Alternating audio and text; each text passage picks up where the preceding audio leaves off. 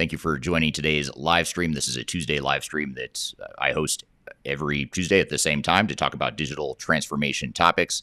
Today's topic is best of breed in digital transformations. So we're going to unpack this whole concept of basically alternatives to single one system, one size fits all types of systems. So we're going to jump in and talk about best of breed and how that can factor into a digital transformation, what some of the pros and cons are, what some of the considerations are, all that good stuff. I'll introduce our guest here in just a moment, but before I do, a couple logistical things. First of all, this is obviously a live interview, but this recorded interview becomes part of our weekly Transformation Ground Control podcast, which is released every Wednesday with new episodes. So this interview that you're a part of here live today will become part of our Transformation Ground Control podcast that gets released a week from tomorrow. Second thing is we'd love to get your questions as it relates to this whole concept of best of breed and digital transformation. So any questions you have, please drop those in the chat wherever you're watching and listening here today, whether you're on YouTube, LinkedIn, Facebook, or Twitter. We're watching all those streams, and we'll get to your questions. We'd love to hear your feedback and any questions or comments you have as we go through the comments or as we go through the conversation here. And I've got a starting point of questions, but I really would like to get the audience questions first and foremost. That's really what we want to do to make this more engaging. Secondly, if you could, speaking of chat, if you could just drop in the chat where you're joining us from today, what city and country are you in, just so we can get a sense of where this global audience is joining us from here today. Usually we do have a global audience, so we'd love to hear where you're all joining from here today, just so we have that context. So, as I mentioned, our topic today is best of breed in digital transformations, and I'd like to introduce our guest who's been on my podcast a couple times now.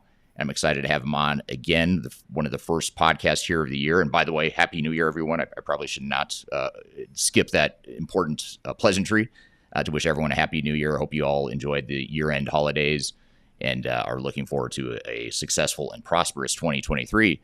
But joining me here today for our first live stream of the year is Brad Feakes, who's the president of Estes Group. And I'll let him explain who he is and what Estes Group is. But he's going to be here with us talking about this whole best of breed concept. So Brad, welcome to the show. Hey, thanks for having me, Eric. Always good to be back. Yeah, love having you on the show. And we always have great conversations here, not to set the bar too high, but I'm really excited to have you here. And I look forward to diving into some of these topics here. I guess before we jump into this whole concept of best of breed, though, maybe talk a little bit about yourself, your background, as well as what Estes Group does, the company that you work for and are the president of. Sure. First off, just seeing where everyone's from, let me tell you where I'm from. Born and raised Winnipeg, Canada.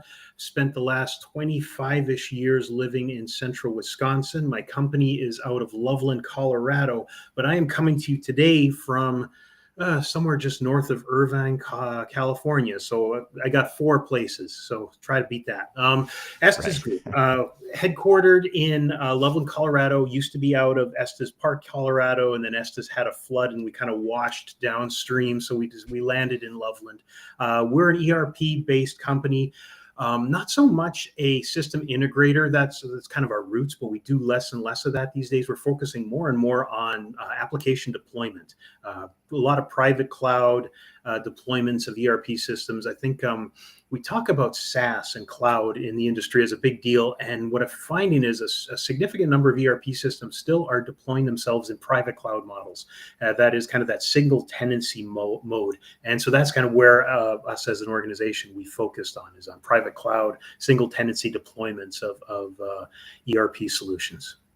Okay, great. Yeah, and Estes is a company that I've known you for quite some time and known the organization for even longer. I think so. It's good group of people there that you've got, and interesting to see your business model evolve as the industry evolves as well.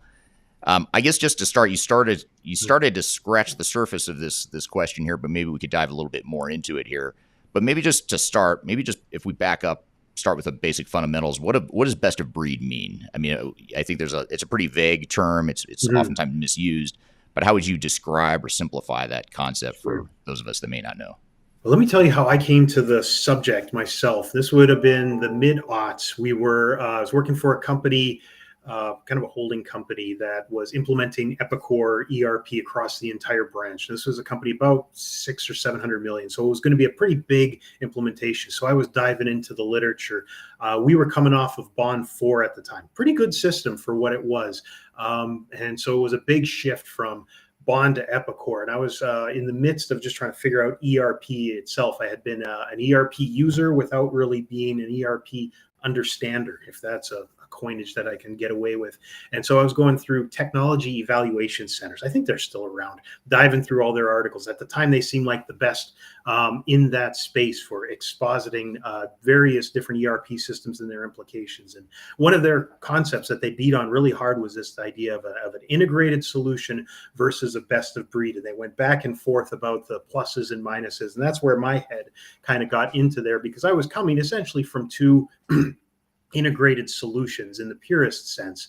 And this again was in the early aughts, where our technological platforms were very different than they are now. So the whole context of the conversation has changed so markedly from that time.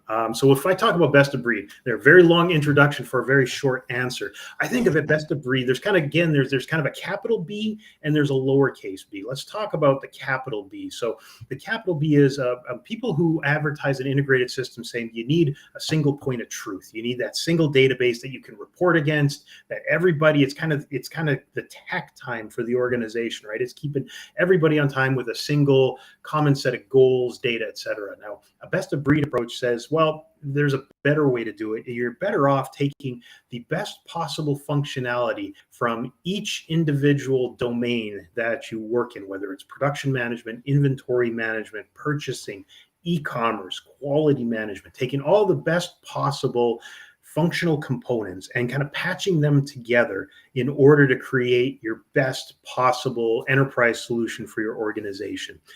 So it becomes very decentralized. You don't have a single point of authority because each of these areas masters their own domain. But what you have instead of that is the most robust functionality possible in each of those areas. So I'd say if I were to summarize kind of the hard case for best of breed, that's how I would describe that coming out of the gate. Yeah, that's a great overview, and it's almost I almost view this best of breed concept as like talking about politics. It's something that's never really going to get settled. It feels like, when you think about, is best of breed better or having? Well, Eric just fell off the live stream here. Oh, there you go. You disappeared for a second, Eric. So I just kept talking. Sorry about that. Oh, that's all right. Yeah, there seems to be a connection issue. Hopefully we can. Hopefully it sticks around here for us. But what I was going to say is that the best of breed concept, oftentimes, it's sort of like a pendulum swinging back and forth. There's pros and cons on either side, but best of breed seems like it'll always be a viable option simply because of what you mentioned, which is the sort of the robust functionality that's specialized in one area or one industry or whatever it is.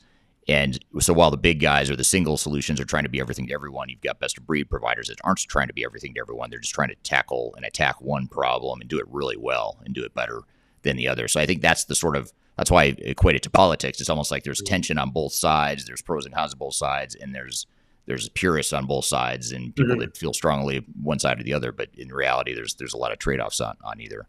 Yeah, I think so. I think the idea of the political metaphor works really well because you kind of have, the wackos on either side of the bell curve, and the rest of us are actually centrists, right?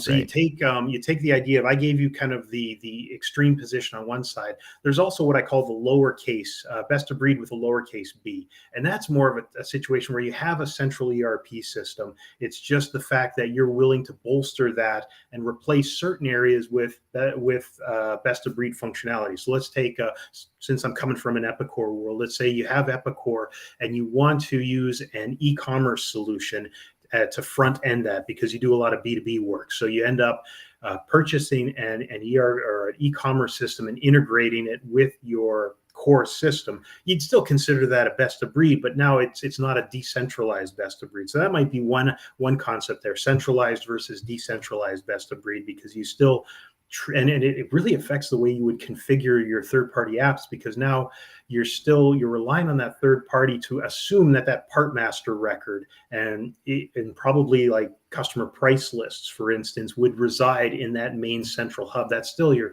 single point of truth that everything else is working around. I've seen solutions that are built around the lowercase b, especially in e-commerce, where the e-commerce provider says, well, I don't want to have an item master. I want the ERP system to have an item master, and I want to work off of that item master. That's kind of a paradigm I think that's evolved in a lot of areas lately. Yeah, that's a great point. That even organizations that maybe are shying away from or leaning away from a best of breed model, and they think they want a single system, single ERP system, whatever it may be. Usually even they end up having some sort of best of breed solution, just because it's so hard to find and deploy a system that can do everything you need it to do. Yeah, And and the truth is the ERP vendor is truly giving you a best of breed system more often than not, because so what are best of breed systems happen inside of an ERP vendor?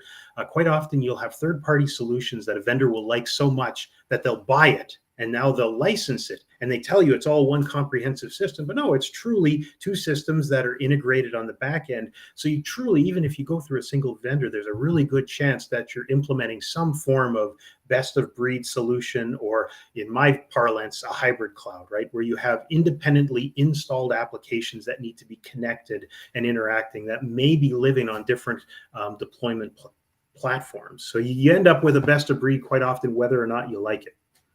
Yeah, that's a great point. And you look at the largest ERP vendors in the space. Obviously, you guys have a heavy emphasis on Epicor, among other systems. But we look at some of the other vendors as well, like Microsoft, Oracle, Infor. They've grown up largely by acquiring other systems, and over time they struggle with, well, how do we make this less of a best of breed and more of a single integrated solution? In some cases, some vendors are doing better than others. And even SAP, who historically had grown more through greenfield, developing their own products and their own integrated suite of products, even they have been out on an acquisition spree in recent, over the last decade or so, as they bought Ariba and Concur and SuccessFactors and other point solutions that they really are buying to shore up some of the weaknesses of their core solution.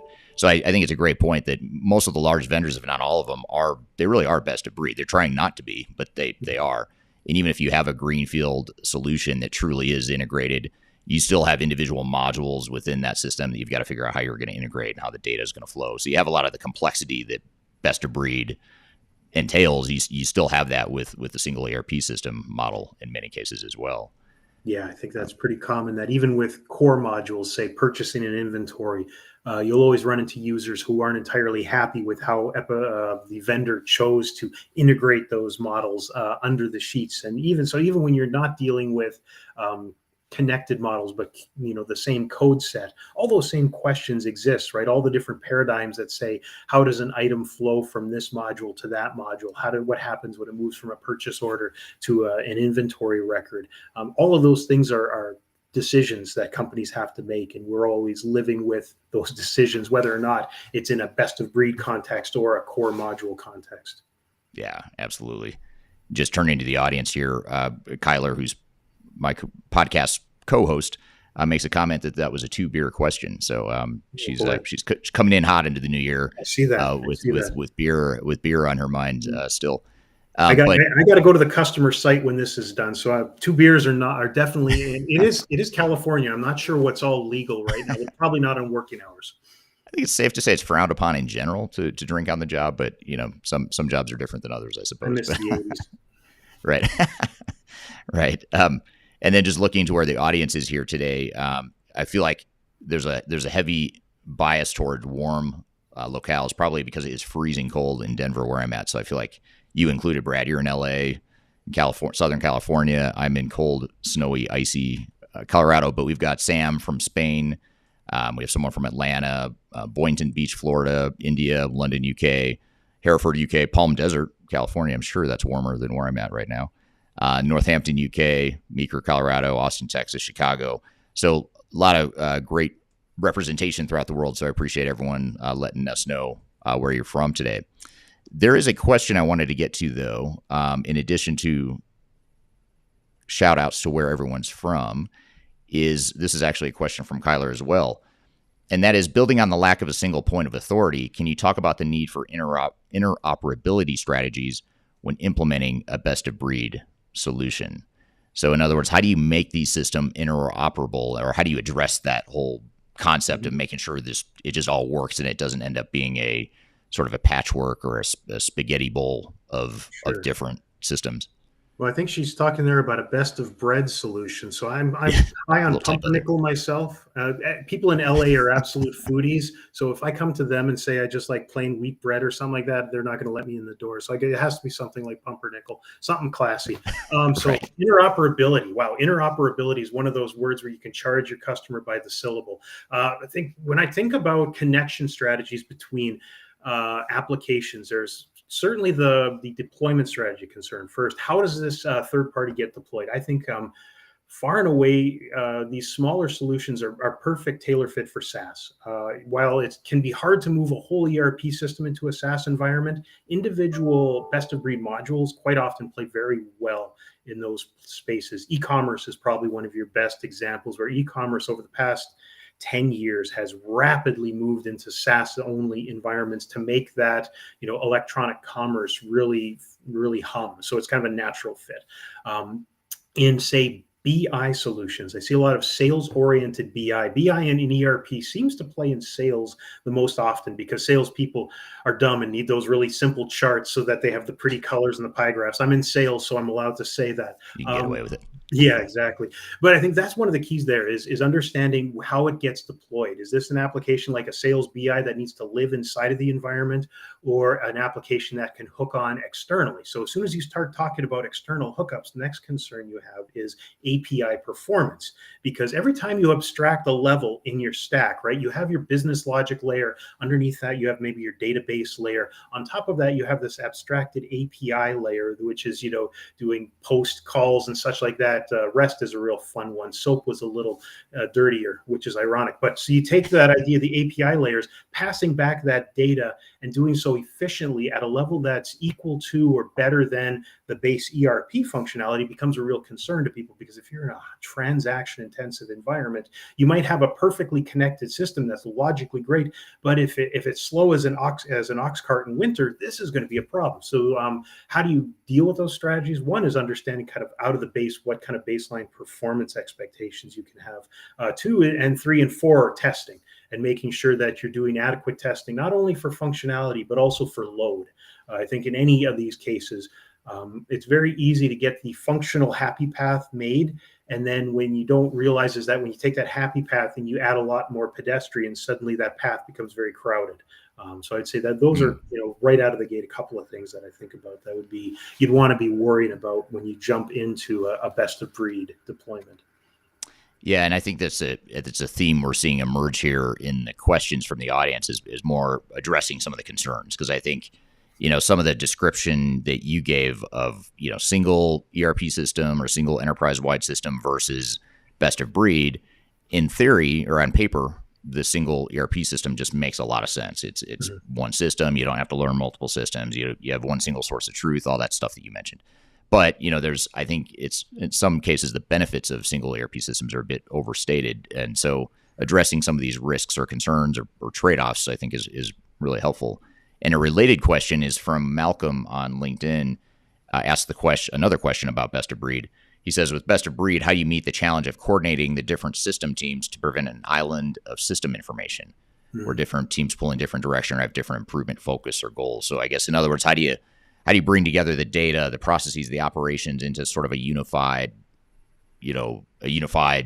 operating model, if you will, or technical model as well? How do you do that, or what are some of the implications or considerations as you think about that? Right. That's a good question. I was thinking about that very question this morning in the shower, do all my best thinking there, and trying to think about how do you get a single source of data for a company that has a lot of disparate systems. And quite often, I think the easy call is BI, right? Oh, BI will solve that.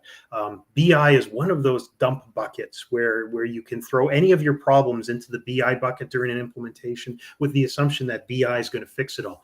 And in some cases it does.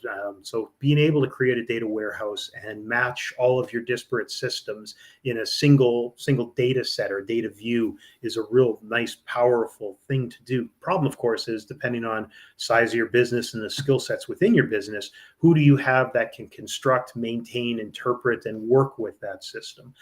So I would say that's, out of the gate immediately, business intelligence becomes kind of at the data level, a place of solving that. Now at the process level, that's really where some of these things get to be harder and more time intensive, I would say, that you have to bring in a lot of people and saying, hey, you're working with these same entities. Now, how do you want to treat these entities? How are we going to act against these entities? If your salespeople require some sort of, require, a make to stock model so that they can look at stocking levels to present that information to their customer, and manufacturing is looking to address those models in a make to order, you're realizing that the best of breed is actually surfacing business concerns that are unaddressed. So quite often this is, and pardon the metaphor, an opportunity to drain the swamp, right? And understand when you drain that swamp, you surface problems that the business has, that the business truly would have no matter what. But now that you're trying to do something more ambitious, though, those problems become all the more surface. So I would say here, now I'm coming from a business analyst background, so I love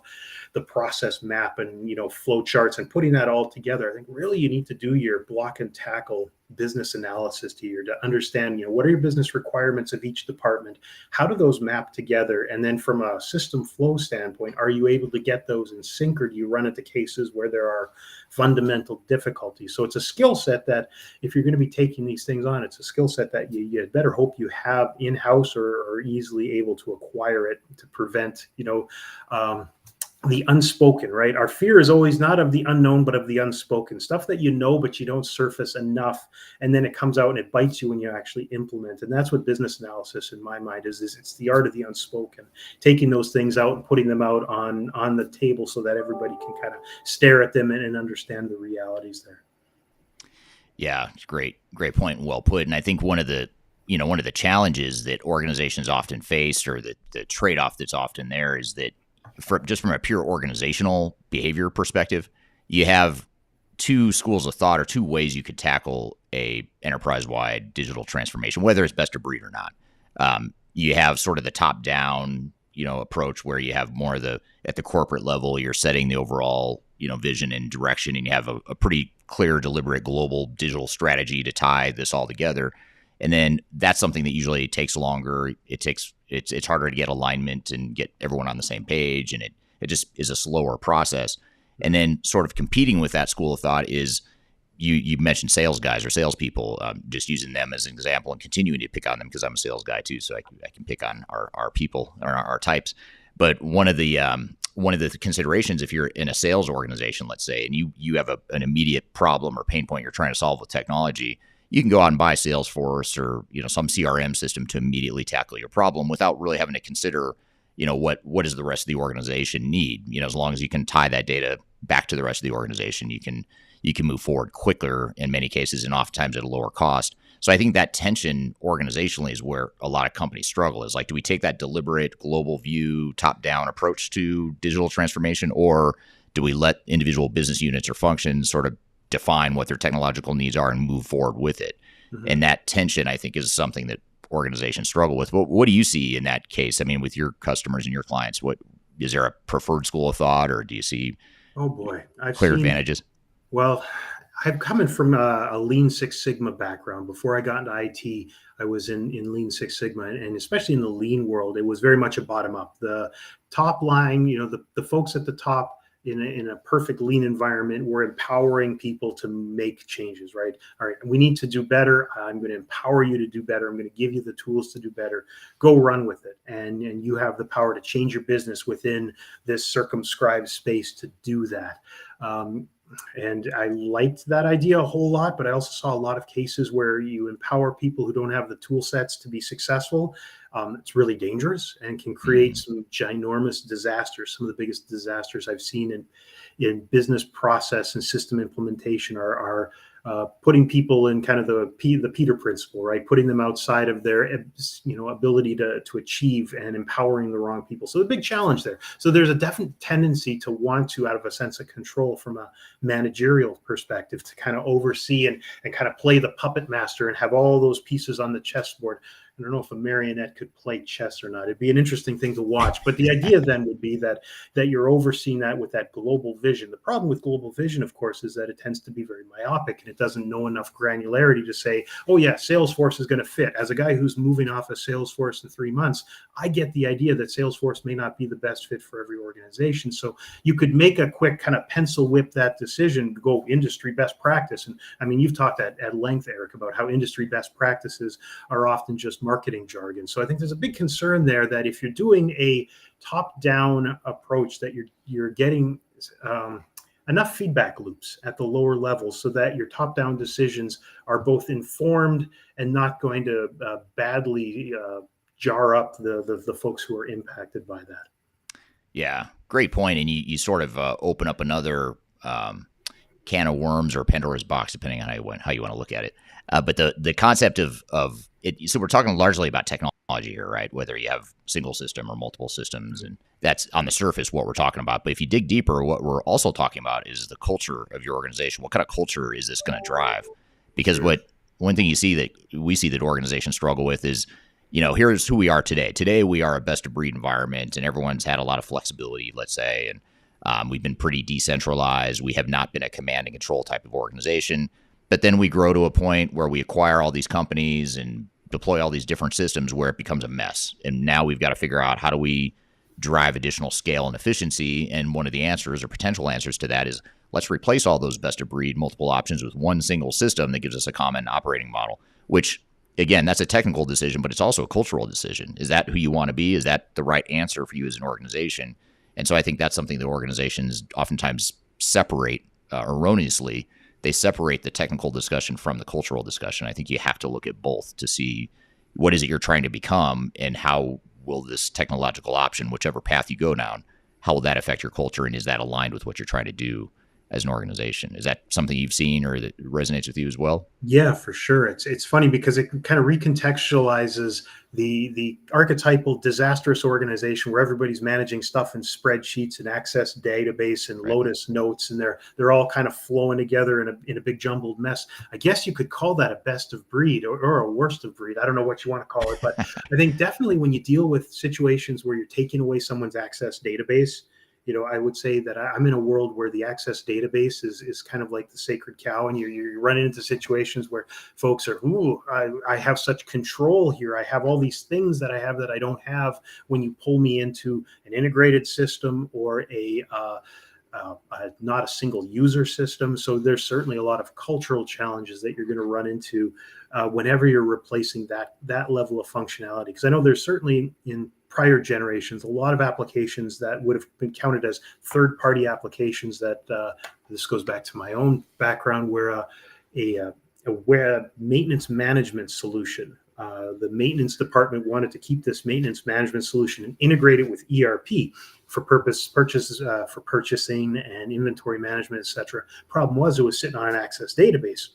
And linking an Oracle database to Access is about as ugly as you want to get. So you run into these kinds of situations where you might be empowering the department, but that department might be dragging everyone down. So if you can come up with some consistent set of principles and try to sell those basic principles of, we need to be technologically in a forward-looking manner, that because they deal with physical technology all the time. If you tell them, well, what you have is sitting on something that's going to drag this whole piece down. This is just adding friction to the organization, and you can sell them on the value of updated technology.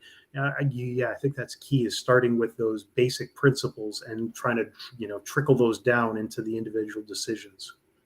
Yeah, absolutely. It's a great point. What about this? Here's another related question. Again, coming back to the concern, or how do we address one of the potential deficiencies of a best of breed model? But in the best of breed model, do you have system integrators or implementation partners for each system? And then how does effective project management come into play for alignment and coordination? So in other words, you've got disparate pieces potentially, or disparate technologies you're trying to deploy. who deploys them? Is it one single party? Do you have multiple SIs or implementation Mhm. partners? And on top of that, how do you coordinate all that and make it sort of a cohesive strategy and deployment plan? Yeah, that's a good one because we feel that real personally because we're responsible for configuring a lot of third-party apps in the work we do. So basically, in our world, every private cloud of ours ends up being a hybrid because we operate in a world where there are a lot of third parties, and quite often the customer doesn't actually know how much they have that has is truly not part of the core system. And we have to configure or connect systems that have already been configured. That's probably a way of putting it, is that we connect it so that it operates however it operated when it was originally configured in the original environment. Sometimes that's very hard to do because of the lack of information, and you really do need to bring the vendors involved. So, to the original question about implementing initially, I would recommend that you're implementing third party systems not all as a big bang. If you're trying to implement a base ERP system and 5 integrations at the same time, you're going to be a ball of spaghetti by the time you're done. It's going to be such a mess. So I try to keep core functionality, like essential implementation functionality. I'm in LA this week. We're implementing a system, and we kind of worked through that idea of how do you get the system to do just what it needs to do to go live so that you minimize that amount of complexity and risk and then start to build onto that structurally. I think in marketing, we call that the minimal acceptable product, right? What's that minimal acceptable product to get you live and get you moving? So the fewer systems you try to implement in parallel, the better. I think that's a fair statement. That may not always be practically possible, but I think it's something you try to do. Now, in terms of vendor engagement, I think vendors are quite often, especially with these third-party systems, they don't have a deployment community as much as maybe an ERP would have. Their partner community is much smaller, so pulling in the vendors is huge. Even in our work with the migrations, getting the vendor involved is a great asset to us, and we try to build good vendor relationships to keep that strong because the first thing, from a cloud migration, the biggest thing that'll deploy you is a unresponsive or unhelpful vendor. So yeah, you Mm, really want to be careful there. I'd say build vendor relationships early, keep them maintained as your system goes on.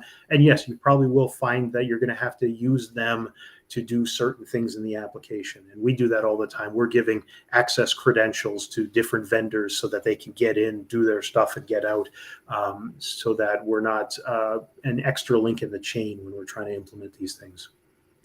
yeah, and you really have to watch out for that potential finger pointing too. If you have, let's say, 3 or 4 different implementers or implementation partners deploying different technologies, it's really easy if there's a weak link somewhere in that chain. One of the partners isn't as good as the others, or is creating problems that are cascading to other parts of the transformation.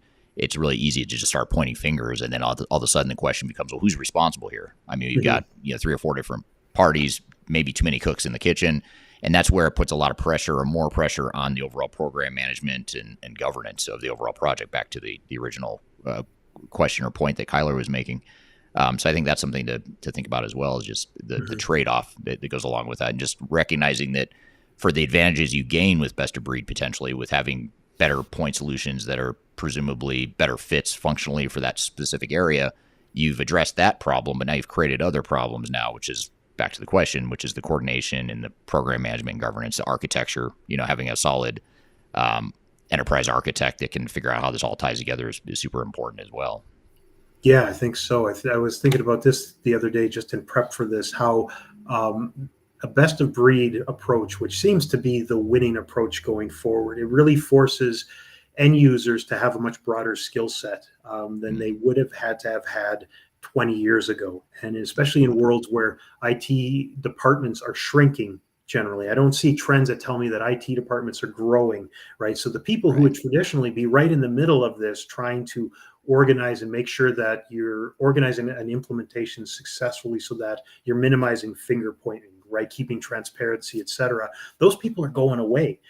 So what does that mean for other people in the organization? Do sales managers now need to have implementation skills, project management skills, business intelligence skills? All those things start changing the nature of the work we're doing because we find that those people on the peripheral of system implementation are getting pulled in, more and more to help in those areas. Yeah. Yeah. Another dynamic too that comes to mind is that, you look at the strategies of some of these best of breed providers, and I think some of the strategies are further muddying the waters, or creating even a blurrier line between single ERP system versus best of breed. And just as a couple examples, if you think about Salesforce, we were talking about them earlier, as well as Workday. Salesforce and Workday. Salesforce is historically a CRM or Salesforce automation type of system. Workday has historically been more of an HR technology sort of system. But in both cases, both vendors are sort of moving or branching out of their core functional focus and becoming more of an ERP-ish sort of solution. Salesforce has their Force platform where you can have third-party developers creating all different types of solutions that can provide more broad ERP capabilities on the Force platform. So Salesforce is sort of morphing into a potential ERP system, and same with Workday.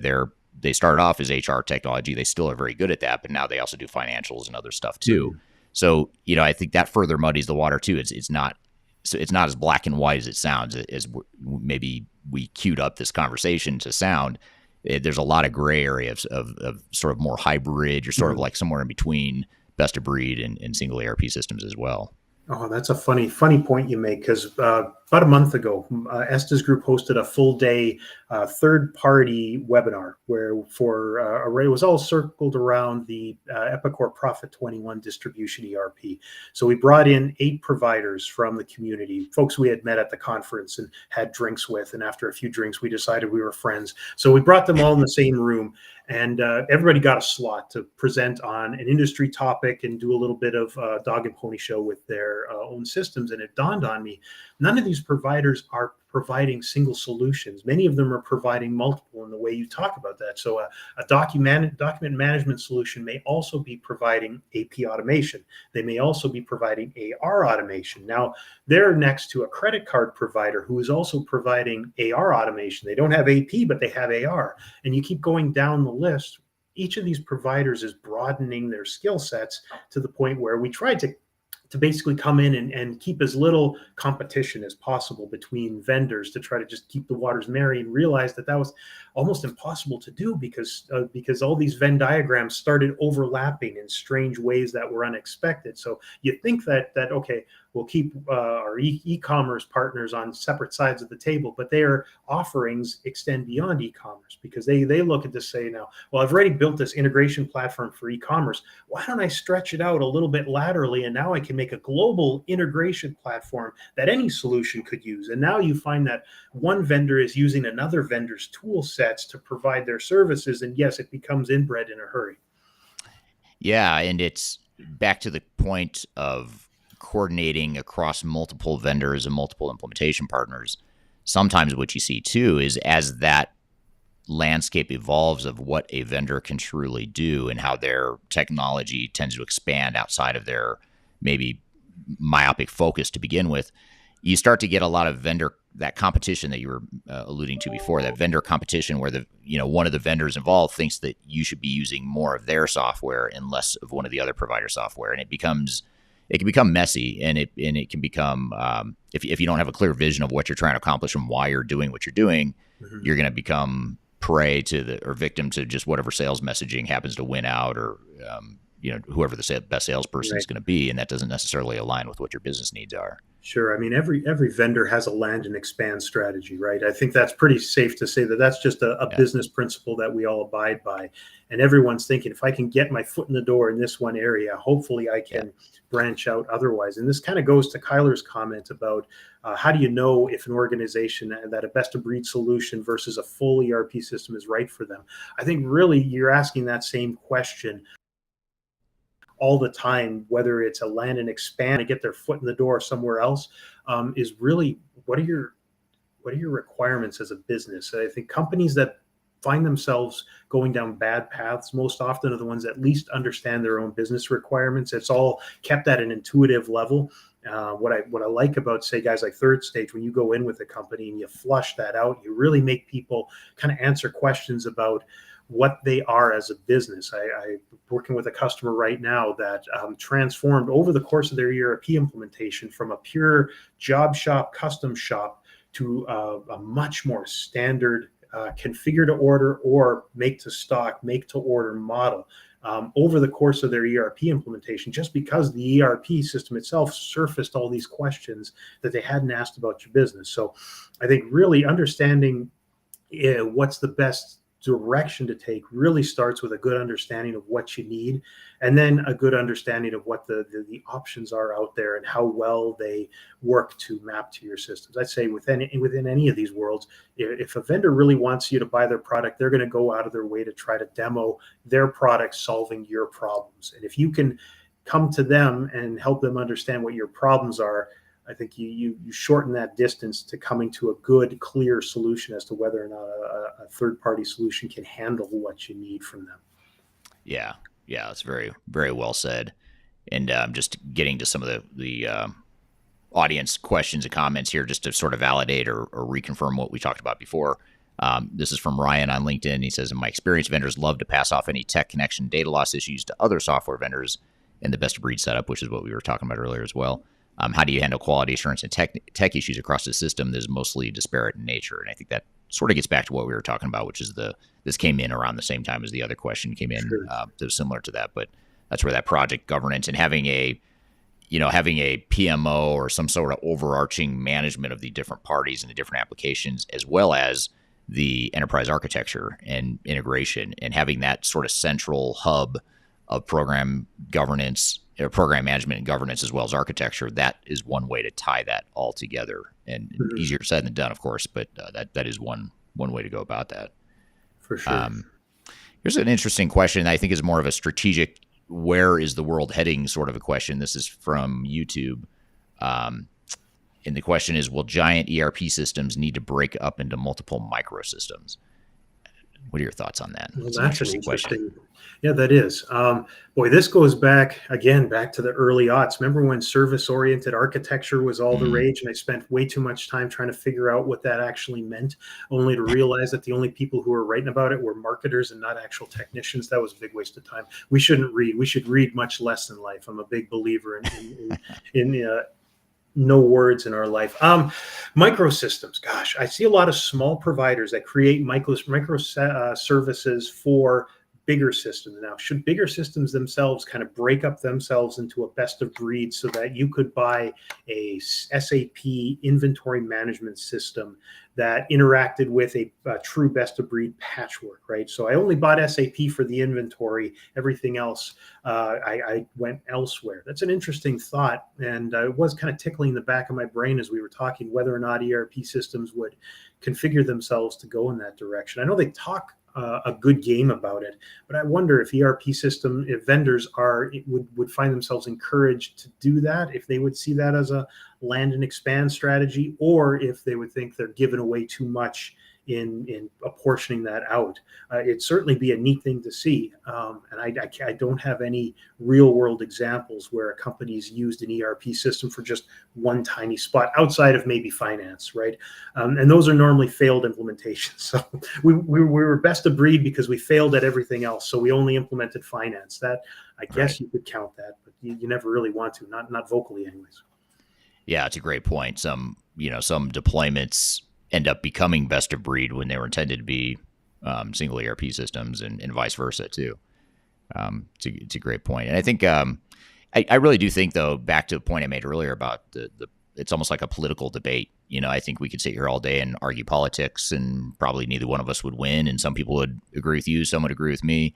I think the same thing is true with best of breed and ERP. I think there's strong arguments to be made for both sides, but not only that, but over time, the evolution and the tension between the two, I think it's just there's so many distinct pros and cons, and companies as they evolve and ebb and flow in their growth journeys are going to gravitate towards one or the other, and that pendulum is going to swing back and forth. So I just feel like it's one of those things that's just never going to go away. We're always going to have this debate, in my opinion. I think so. Because I don't see how you solve, because you can't until some magical technology that I don't know about comes out that solves all the problems of both sides of the spectrum. I don't see how the debate ever really settles itself. No, and I think the thing that stays current across this discussion is what you've talked about with governance. Because it's kind of like in political world, we talk about kind of two different parameters. One's ideology and one's efficacy, right? You might vote for someone because you like their ideology, but they're incompetent at what they do. So they're not even able to achieve their goals because of the lack of competence. Now, so Right. I think what we can all agree on is that we want competent governors in our world. I would say that is the idea in an IT system. Whether or not you're going best of breed or you're going single solution, you need governance inside of that. You need thoughtful management making those decisions, and that applies across the board, because either solution can be executed miserably if you lack those core government skills, the things that we talked about, business analyst skills, flowing data mapping, test case development, execution, all those kind of nuts and bolts capabilities that are applicable regardless of the ideology. I think if you're missing those things, you're in a lot of trouble. Yeah, totally agree. And here's a question that sort of continues to build on the theme here of sort of the how to address some of the concerns with best of breed. This is from Sam on LinkedIn. And Sam says, with best of breed, do companies have to set and agree to rules that reduce the risk of decisions taken on one department impacting on others? For example, what if finance wants standard costing and operations wants actual costing? So that's sort of getting into the end-to-end business processes and the overall operating model of the organization.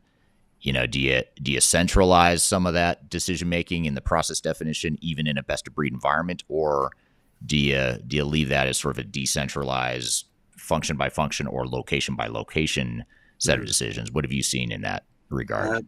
When it's done successfully, there's always a degree with, if not the decisions are centralized, the decision making process is. When you're working in an ERP system, you're implementing, and you run into those core critical issues, you throw those up on your critical issues list and you circle back on them quickly to say, hey folks, finance wants to go average costing, manufacturing wants to go standard. Let's flush this out and come to a single agreement, because in absence of a single agreement, you're going to have just a mess. So I think you really need, if we don't call it centralization, it's collaboration, it's communication, whatever kind of buzzword we want to stick on our bumper, is really in its absence, you're going to create a nightmare. So I like that idea of ground rules. It's kind of like when you get a core team together and you set the ground rules. This is how we're going to operate. This is what is acceptable, what isn't. I think that's a great idea to have those and to be kind of revisiting those ongoing. Yeah, and I think Sam's question brings up another important point, which is whether you're going with a single system, a single ERP system, or a best of breed model, or somewhere sort of in between, you still have to define those end-to-end processes to figure out how it's all going to flow together, and whether or not that's a centralized, top-down command and control sort of imposition of new processes, or whether it's done from the bottom up, or however that's done is a different conversation. We could spend a whole live stream just talking about that. But I think that's still something that you have to do. And best of breed isn't going to solve that problem, and neither is a single ERP system. You still have to define those end-to-end process flows and know, what basically what you want to be when you grow up. I mean, you have to define that so you can use technology in that way.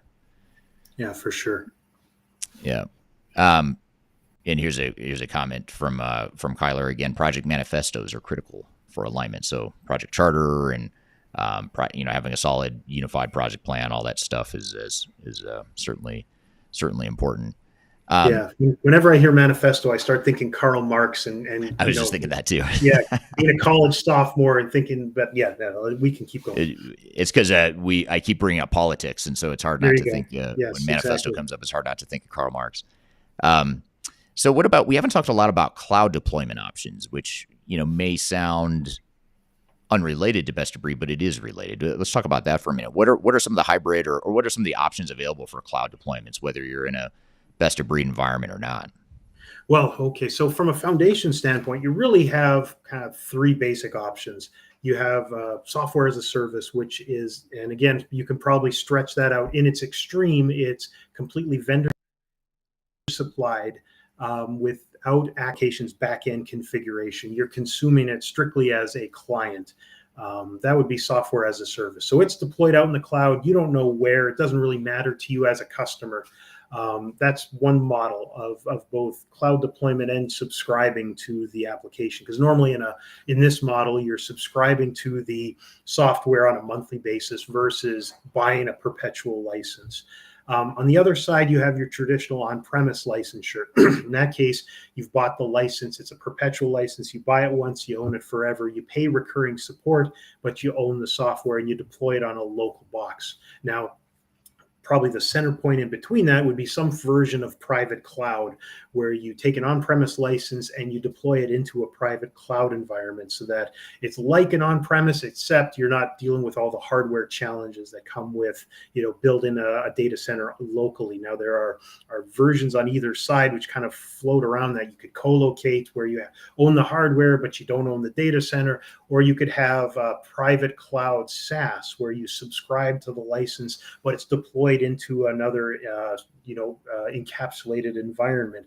So the lines blur with all the different kind of sub options in between. Every time I talk to a new ERP vendor, they'll have different models. Some ERP vendors work through third parties to actually deploy. So I'm going to buy it from vendor A, but I'm going to deploy it through software provider B, even though it's a subscription, because the deployer and the vendor have some sort of relationship where they're paying each other for good graces and all of that. So, contractually, you can divide this in a lot of different ways. The key is how you have it deployed affects how you can integrate with it. So if you're in a SaaS environment, a pure SaaS where you're all web-based, essentially you're stuck in a situation where you're working through API layers in order to make connections. So you need to be cognizant of, if I've bought a solution that's purely SaaS-based, my integrated systems need to be able to communicate at that level.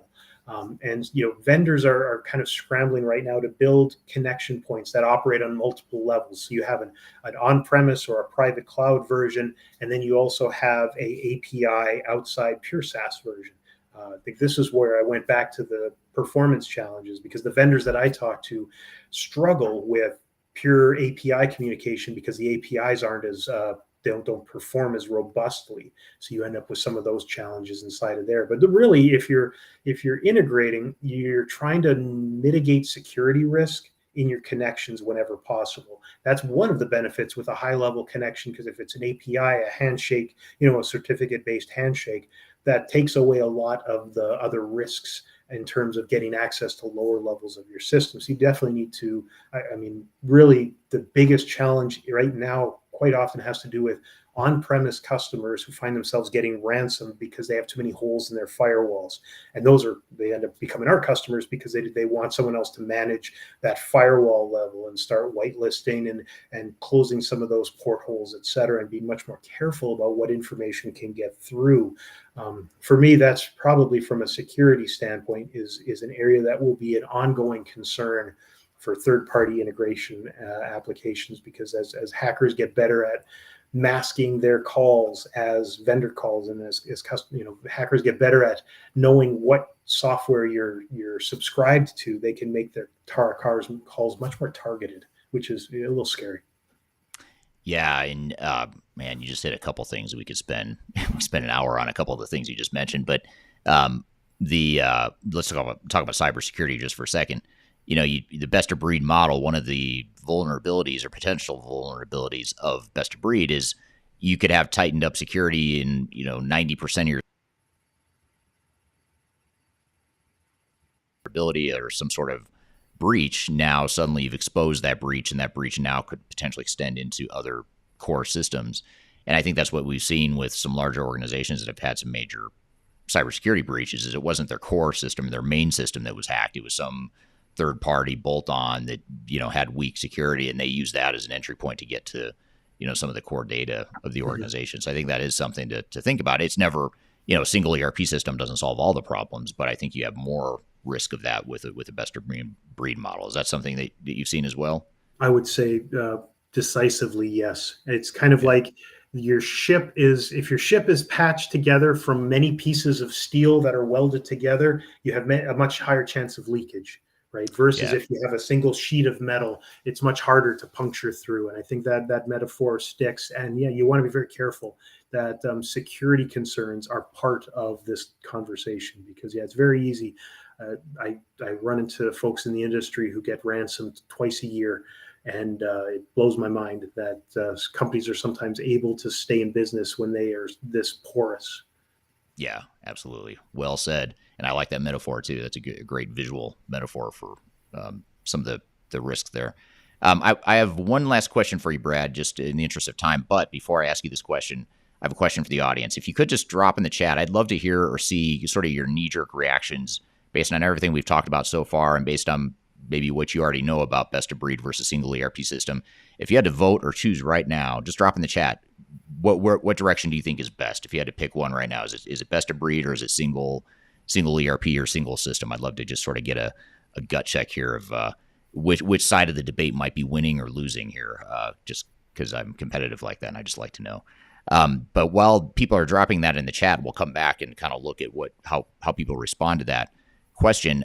Question for you then, Brad, is as organizations and people within the organizations are trying to determine which path is best for them and how do I get started on a digital transformation, and I'm overwhelmed by all these different options and different directions I could go. How do you recommend that an organization get started on navigating this decision and just getting started on their transformation in general? Well, I think it's the idea there goes back to governance and finding someone to help you with your process of governance. And if you have that organized, then you start as a function of a healthy governance process, you start churning out what are the priorities that you want to start addressing. And from there, you find yourself in the software selection cycle. I think really critical there is finding folks who can help you get through that cycle for each of these solutions, so you don't find yourself going down, one path or another. So it starts with governance, and it starts with good help. So if you got folks internally who've gone through that, have those skills, great, leverage them. If you don't have those, I think you want to look outside and find folks like Eric. I mean, you guys have done a very nice job helping folks through that. And I've pulled you in at times when we need a objective view of the market and its options, so that we're not taking someone down a pre-prescribed path. And for that fellow there, no, I am not a butcher. I don't know if he's a butcher. I like Billy Butcher, The Boys, good show. I'll watch anything with Carl Urban in it, but no, I do not butcher. I'm not a vegan either. Somewhere in between, like we say, there's two poles, right? There's Billy Butcher on one side. There's radical veganism on the other. I think I fall somewhere in between. Yeah, I wasn't sure where that question was going, which is why I didn't pull it up. But since you brought it up, those are often the best.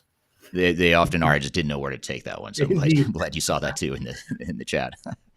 Now, what's interesting, just to sort of wrap it up, I think that's great advice, by the way.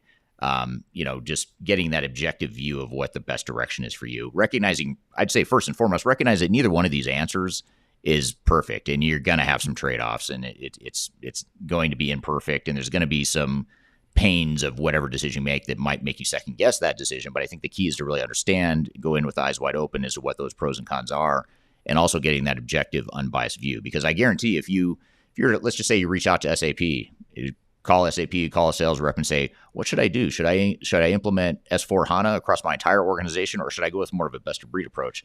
I can almost guarantee, and I would bet money, even though I hate betting and I never do bet, I would bet money that SAP is going to tell you a single ERP system. Absolutely. You don't want best of breed. It's a terrible idea. Here's all the things wrong with it. Right. And they're going to sell you on sort of the slanted view of that. So I think it's important to know that as an input, but you do have to recognize that there's a lot of bias in the industry based on whatever product or service you're trying to sell.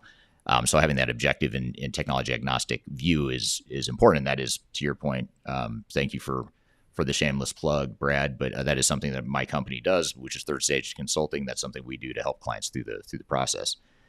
Now, going to the responses here, I'm actually a little surprised by it. I'll be honest. I thought in my mind, we'd probably get an overwhelming response that single system is the way to go, just because we've spent a lot of time here today talking about some of the weaknesses and deficiencies that need to be addressed in the best of breed model. But I think a slight majority, this is not scientific, this is just me scrolling through the comments, I'd say a slight majority is probably leaning towards best of breed.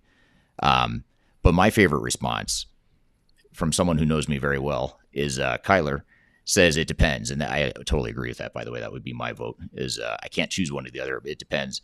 And being a consultant too, I don't have an organization that I'm trying to, deploy or make this decision for other than our clients. And with our clients, it does depend.